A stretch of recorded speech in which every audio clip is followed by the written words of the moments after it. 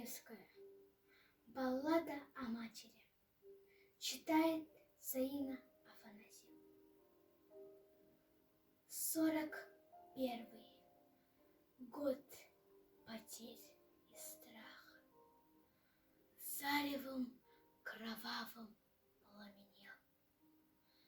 Двух парней в растерзанных рубахах выводили утром на расстрел. Первый шел постарше, темно-русый, все при нем и силушкой стать, а за ним второй пацан безусый, слишком юный, чтобы умирать. Ну а сзади, еле поспевая, семенела старенькая мать, о пощаде немца умоляя. «Найн!» — твердил он важно, — «расстреляйте!» Как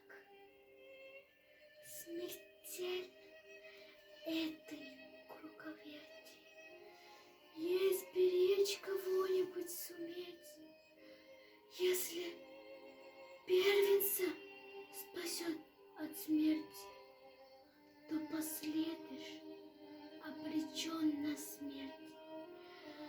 Зарыдала мать, запрочитала, взглядывалась в лица сыновей, будто бы и вправду выбирала, кто роднее, кто дороже ей. Взгляд туда-сюда переводила. Ой, не пожелаешь и врагу мук таких. Сынов перекрестила и призналась фрицу: не могу. Помни, одного мы убиваем, а другого убиваешь ты. Старший, виновато улыбаясь, младшего прижал к своей груди. Брат, спасайся! Я пожил, а ты не начинал. Отозвался младший: нет, братишка, ты спасайся! Что тут выбирать? У тебя жена и ребятишки. Я не жил, и не стоит начинать.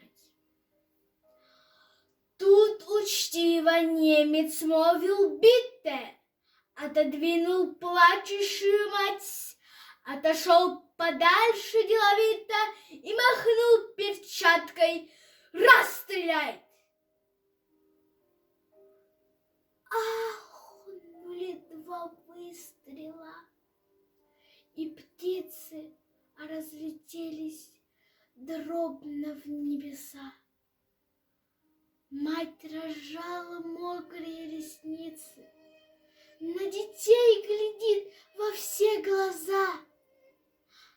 Они, обнявшись, как и прежде, спят свинцовым, беспробудным сном. Мать безволно сердцем каменеет, уж не жить сыночком, не цвести.